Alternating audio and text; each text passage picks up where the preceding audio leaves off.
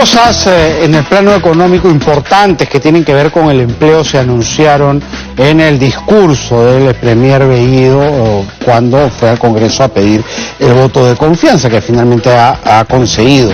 Y son, primero, el fin de la suspensión perfecta, que ha sido, digamos, un flotador, un salvavidas para muchas empresas que vieron reducidos terriblemente sus ingresos durante la pandemia y sobre todo en el periodo de cuarentena, y que tuvieron que deshacerse temporalmente de algunos trabajadores porque ya no se les podía pagar el sueldo. Eso es la suspensión perfecta. Y también se ha anunciado la intención de elevar el sueldo mínimo vital, la remuneración mínima vital. De eso vamos a hablar con César Puntriano, profesor de SAN, que ya está con nosotros. César, ¿qué tal? ¿Cómo estás? Muy buenas tardes. Muy buenas tardes, Juan Carlos. Gusto saludarte. Muy buenas tardes. Tenemos, César, el vicio, la desviación de pensar que cuando hablamos de empresarios o empresas, inmediatamente viene a nuestra mente las grandes empresas, ¿no? Los grandes empresarios, pero nos olvidamos que en nuestro país el 95% son micro o pequeñas empresas, muchas de ellas que optaron por la suspensión perfecta, por estas posibilidades de suspensión perfecta, cuando su economía se derrumbó tras la pandemia. ¿Qué podría pasar si es que las obligamos ahora a reintegrar a estos trabajadores sin un análisis empresa por empresa de su situación? Eso es un buen punto, Juan Carlos, porque como tú dices, los mayores empleadores en el Perú, o sea, las empresas que emplean a más trabajadores, justamente son las microempresas, aquellas que están en el límite entre la formalidad y la informalidad. Y en este último año y medio, pues muchos empleos se han perdido, millones de empleos formales que estaban justamente o eran generados por las microempresas. Entonces, hay muchas microempresas que han quebrado, hay muchas que están acogidas aún a esta suspensión perfecta de labores, así que creo yo que es un error pensar en una regla general para todas. Una cosa es aquellos sectores que no han parado, fíjate, que no deberían poder ya, creo, a estas alturas acogerse a la suspensión perfecta, pero otras cosas son pues esas microempresas que, como tú bien dices, han optado por este salvavidas, sí, sacrificando a parte de la población laboral para no terminar quebrando. Entonces creo yo que pensar en un proyecto de este tipo sería muy negativo para el empleo, para el poco empleo formal que queda actualmente en la microempresa. Claro, porque finalmente, si yo tenía 10 trabajadores, por ejemplo, en un restaurante, que tuvo que cerrar sus puertas, mucho tiempo no atender en salón, atender en delivery que no llega al punto de equilibrio siquiera, y me quedé con 5, ahora si me dicen vas a tener que recontratar a los otros 5, de repente por lo que voy a optar es por cerrar la empresa, y en vez de tener 5 trabajadores fuera voy a tener 10 trabajadores sin trabajo. Correcto, o de repente lo que voy a hacer es, como tú dices, cierro y de repente sigo operando pero de manera informal, fuera de planilla. Entonces el remedio es peor que la enfermedad, ¿no? No se pueden establecer reglas generales. Tenemos que analizar los sectores, analizar aquellos casos como el que tú bien mencionas, el que estamos conversando en la microempresa, donde el impacto de una medida de este tipo sería muy grande.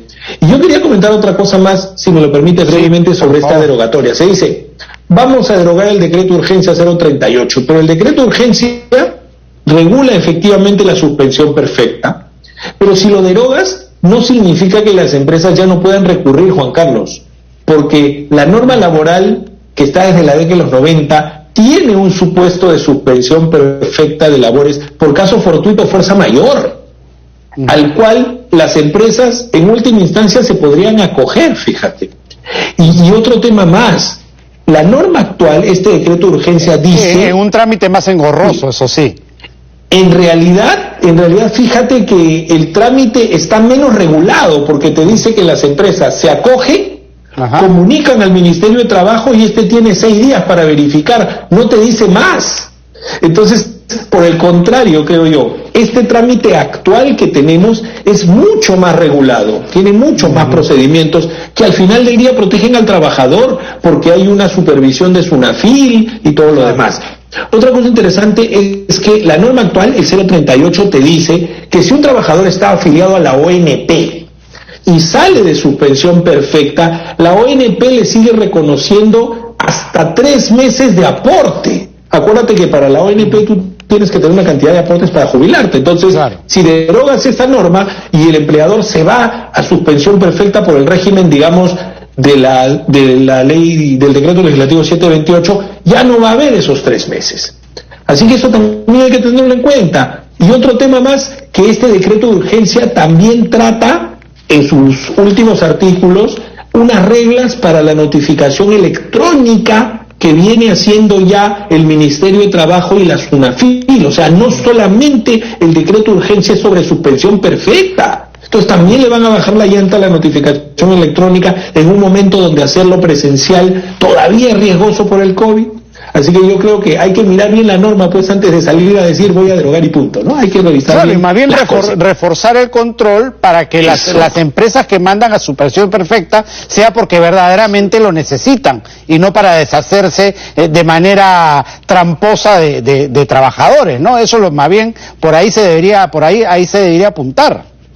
De acuerdo contigo, yo diría, en vez de derogarla, bueno ya, habrá que ajustarla a la realidad, al hecho que ya más empresas están operando. Probablemente establecer medidas tendientes más hacia la micro y pequeña empresa y, como tú dices, fortalecer la fiscalización, ¿no? La derogatoria no es una medida óptima, Juan Carlos, desde mi punto de vista. Ahora, aumentar el sueldo mínimo vital, ¿qué te parece a ti como propuesta?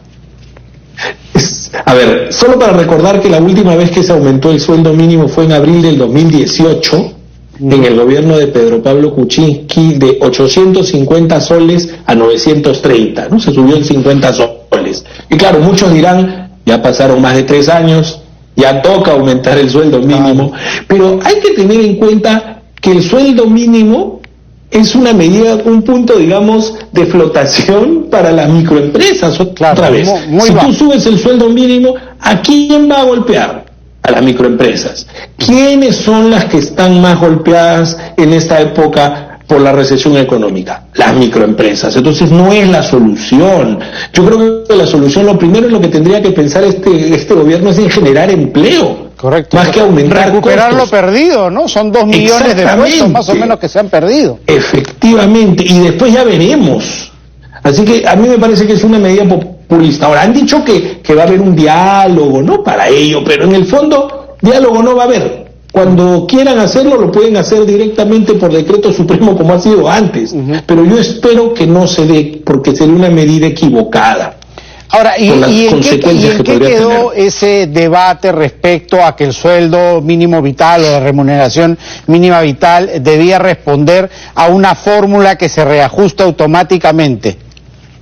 Justamente la Constitución peruana dice que la remuneración mínima se fija por consenso, y hay una institución que se llama Consejo Nacional de Trabajo, ¿no? Donde se reúnen las centrales sindicales y los empresarios. Entonces, ahí justamente ya se habían diseñado algunas fórmulas relacionadas con la productividad para efectos de poder incrementar el sueldo mínimo, que yo creo que es una medida interesante, pero me parece igual, Juan Carlos, que no es el momento. El contexto del país no ameritaría un incremento de la remuneración mínima. Hay que recuperar el empleo formal. Y cuando se analice, o cuando sea el momento, que utilicen, como tú bien señalas, criterios objetivos como la productividad para establecer el incremento de la remuneración. Sí, porque además, y esto mucha gente no lo toma en cuenta, esos 930 soles, cuando es un sueldo formal para el empresario, si es que se sube, no solo son los 930 soles, sino todos los derechos laborales conexos